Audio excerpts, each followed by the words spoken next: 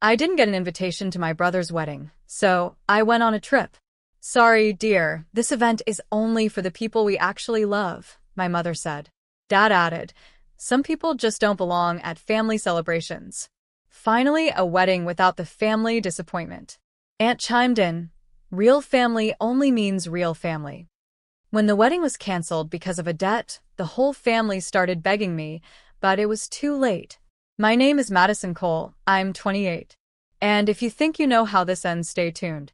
What happens when the scapegoat they cast aside holds the very key to their survival? I still remember the sting in my chest when the invitation never arrived. Everyone else received glossy envelopes tied with gold ribbon, but my mailbox stayed empty. When I asked, Mom's words slid like venom. Only for people we love. Dad chuckled, calling me the family disappointment. Aunt twisted the knife with her smug declaration of real family. So I did the only thing I could. I smiled, booked a flight, and left. While they toasted each other and planned photo-perfect moments, I wandered cobblestone streets in a city I had always dreamed of visiting. I took pictures of sunsets, ate meals alone but in peace, and told myself over and over, they can't hurt me if I'm not there to be hurt. But pain lingers even in paradise. Their voices replayed in my head at night, rejection sharp enough to echo across oceans. Still, distance gave me clarity. If I was always the disappointment, then why did they lean on me for favors? Why did my irrelevant life pay their bills more than once? And then came the twist. A frantic message popped up during my trip. Wedding canceled. We need you. Please help. I stared at the words until they blurred. The people who had erased me from their perfect family portrait now begged for my ink to rewrite their story. But I had already chosen my role, and it wasn't theirs to define anymore. The messages didn't stop. By the time my plane landed back home, my phone was overflowing. From Mom, Madison, we were just joking, you know that. Please, you have to help us fix this. From Dad, it's just money. Families help each other. Don't be stubborn. From Aunt, if you cared about your brother at all, you wouldn't let his big day fall apart. I scrolled through them in silence, each word dripping with hypocrisy. A week ago, I was the disappointment, the outcast, the one who didn't belong. Now, suddenly, I was the lifeline? I didn't answer. Instead, I dropped my bags in my apartment, lit a candle, and sat quietly at my kitchen table. Their desperation wasn't shocking. It was predictable. They had built this wedding like they built every facade in our family, with borrowed money, inflated pride, and the expectation that I would quietly hold it together from the shadows. But this time, the foundation had cracked. The phone rang again. My brother's voice, shaky, pleading. Maddie, please. You know I wouldn't ask if it wasn't serious. We just need $20,000 to clear the venue debt. Then everything can go ahead as planned. I laughed out loud, sharp, bitter. Funny. I thought I wasn't real family. Silence on the line. Then a week, I didn't mean it like that. But he had. They all had. That night, I poured myself a glass of wine and posted a photo from my trip, me, standing against a sunset, free and unbothered. The caption read, sometimes exclusion is the gift. Sometimes distance is the cure. And sometimes, the wedding that wasn't meant for you was never meant to happen at all. By morning, the likes and comments rolled in. Friends applauded my strength. Strangers echoed my pain. Meanwhile, my family panicked louder, and I had never felt quieter inside. The next morning, I woke to a voicemail from Mom. Her sobs were dramatic, almost rehearsed. Madison, please, we didn't mean it. We were under stress. You're our daughter, of course you belong. Just don't punish us now. Punish. That word cut, but not the way she expected. I wasn't punishing anyone. I was simply absent, the way they had made me absent at every milestone that mattered. By noon, Dad tried his tactic, authority. Enough games. You have the money. We know you do. Family pulls together in times like this. Step up. I set the phone down and let his words hang in the air. For years, I had stepped up, paying medical bills, covering utilities, sending money into a black hole they never acknowledged. Yet, when it came time for celebration, I was invisible. That was the lesson they had written. Now they were finally reading it. Later that day, Aunt Lydia appeared at my doorstep. Her eyes darted nervously, her voice coated in false sweetness. "Madison, sweetheart, your brother's heartbroken. You don't want this on your conscience. Imagine the shame if the wedding doesn't happen." I tilted my head. Imagine the shame when your words about real family are the reason I'm not interested. Her mouth opened, but no defense came. She left quickly, heels clicking like a retreating soldier. That evening, I sat on my balcony, the city buzzing beneath me. I thought about the little girl I used to be, desperate for approval, clinging to scraps of affection, hoping one day they'd call me enough. But I wasn't that girl anymore. I didn't crave their speeches, their staged photos, or their shallow blessings. All I craved was the freedom I had already chosen. And as the night air wrapped around me, I realized something powerful. They had disinvited me from their celebration. And in doing so, they had freed me from their illusion. By the fourth day, their panic had shifted into chaos. The wedding planner pulled out, vendors refused service, and whispers spread through the community. The Cole family can't even pay their bills. And suddenly, their polished facade, the one they'd built by excluding me, was crumbling for everyone to see. My brother called again, this time with a tone I had never heard before. Not pride, not arrogance, but fear. "Maddie, I know we hurt you, but you don't understand. If this wedding doesn't happen, we lose everything. Our reputation, our standing. People will think we're a joke." I let the silence stretch before answering. "You thought I was a joke first. Remember Mom's words? Dad's laugh? Aunt's speech about real family? That wasn't just a mistake. That was the truth you believed." His breath caught on the other end. "We were wrong." The words hung heavy, almost fragile. But apologies aren't currency. They don't erase years of humiliation. I thought of all the times I had saved them before, slipping cash into Dad's account, paying off Mom's credit card accidentally, pretending I didn't notice when my contributions were swallowed whole without acknowledgement. Not this time. That night, I posted again. A photo of my plane ticket stub from the trip I'd taken instead of their wedding, the caption sharp but calm. Funny how the people who don't invite you to their table always expect you to foot the bill. Not anymore. The response was immediate. Friends cheered, strangers applauded, even a few distant relatives messaged me privately with quiet support. And my family? Their begging doubled. But I didn't flinch, because I finally realized their approval had never been love. It had been dependence dressed as affection. And without me, they were finally forced to face the truth. By the weekend, the wedding was officially called off. The venue released a statement, polite but firm. "Due to unpaid balances, the Cole reservation has been canceled." The news rippled fast. Neighbors whispered, friends backed out of travel plans, and the perfect image my family had clung to shattered overnight. I watched from the quiet of my apartment, sipping coffee, scrolling through the fallout online. My brother's fiancé had posted vague captions about betrayal.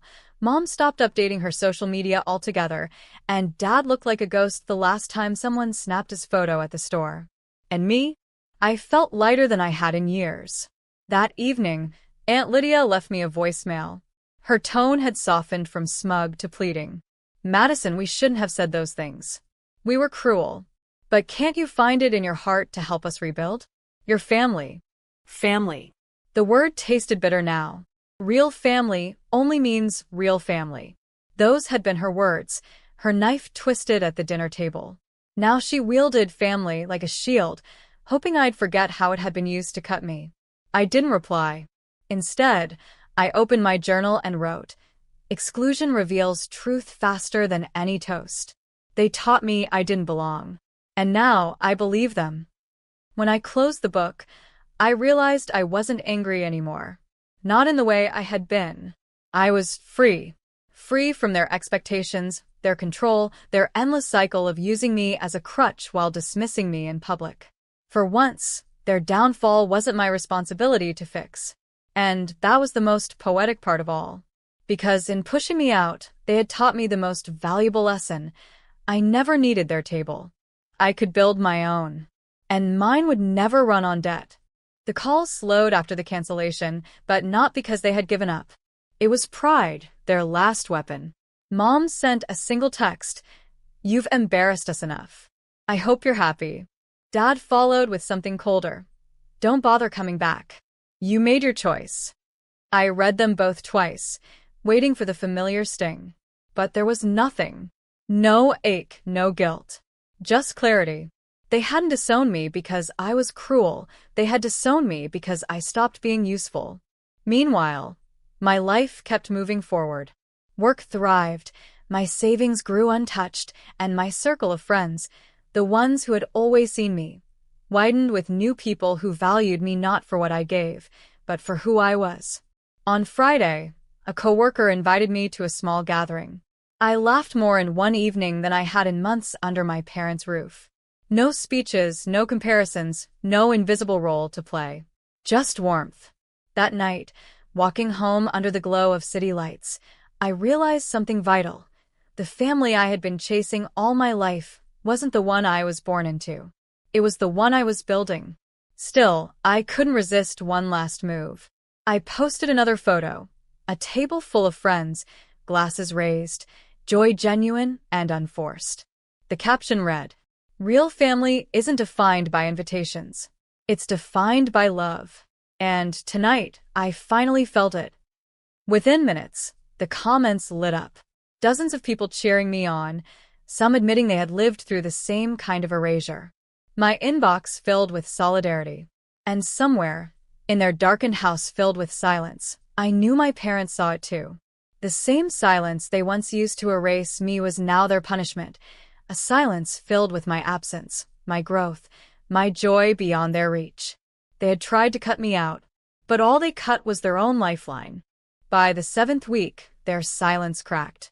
Mom called late at night, her voice trembling in a way I had never heard.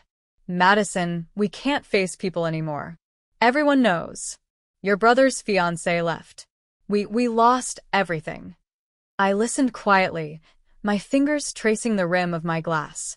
The family who had mocked me as the disappointment now sat in ruins of their own making. She continued, desperate. "We were wrong. About you. About everything. Please just talk to us." Her words should have been healing, but they weren't. Because apologies given in desperation don't carry truth. They carry survival. The next day, my brother texted, "Maddie, I need you. I'll pay you back. I swear." I stared at the message until the screen dimmed. He didn't want reconciliation. He wanted rescue. And I wasn't in the business of rescuing those who had celebrated my exclusion. Instead, I went for a walk downtown. The air was crisp, storefronts glowing with autumn warmth. A little girl tugged her mother's hand, giggling, pointing at holiday decorations.